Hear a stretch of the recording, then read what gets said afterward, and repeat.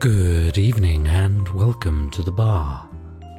Following on from our last chat, it is probably time that I divulge the secrets of that most inimitable of drinks, the martini. Tonight I'll be making you the perfect martini. First, take a martini glass and chill. Now take your cocktail shaker and fill it with ice. Then add a double measure of gin.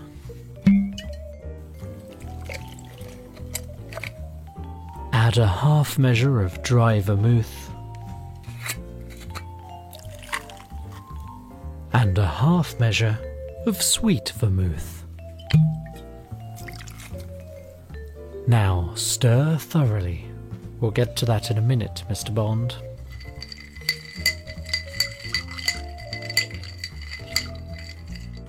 Now strain into the martini glass. And serve with a garnish of lemon peel. Cheers. Delightful. Perfect, you might say. The martini is quite a versatile cocktail. As long as you don't mind a strong, short drink, there are a multitude of variations. The perfect martini has a sweetness to it, but you get less of the gin flavour. A dry martini can be anything from a floral celebration of your vermouth to some gin waved in the general direction of Italy, the kind Churchill and Noel Coward enjoyed. And finally, if you are paranoid about being poisoned, you can go for the shaken, not stirred version, the Vesper Martini, that packs a veritable punch as it combines both gin, vodka, and dessert wine. How did this classic cocktail come to be? As is usual in the history of cocktails, the exact origin is fuzzy, much like my head after a few martinis. One theory is that it was adapted from a drink called the Martinez.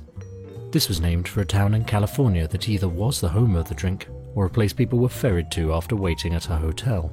A mixture of bitters, maraschino, gin and vermouth, it is quite different from the modern martini. Another drink that might stake a claim to being the martini's primogeniture comes from Harry Johnson's Bartender's Manual.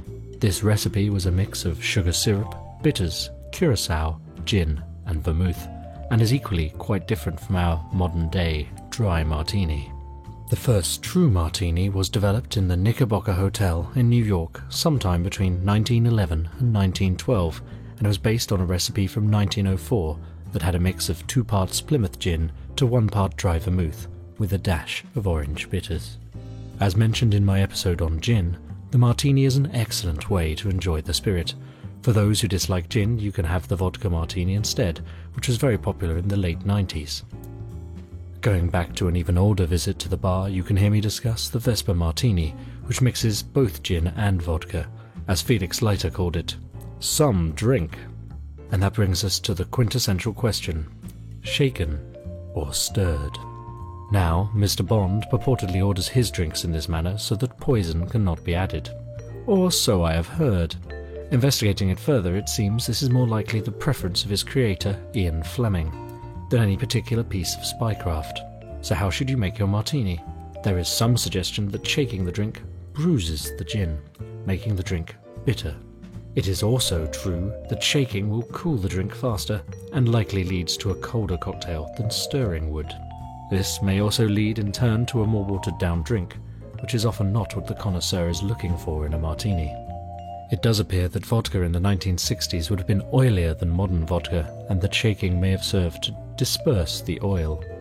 Either way, it seems it is mostly down to personal preference. Personally, I shake my Vesper martinis, but stir all the others. Well, what type of martini would you like mixed? Shaken or stirred? After all, I don't mind either way. Of course. Well, sip that slowly and enjoy. And remember, always drink responsibly.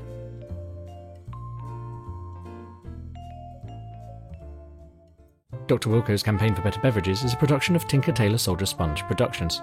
It was researched, written and produced by Dr. Wilco. The cocktails were mixed by Dr. Wilco and drunk by Dr. Wilco.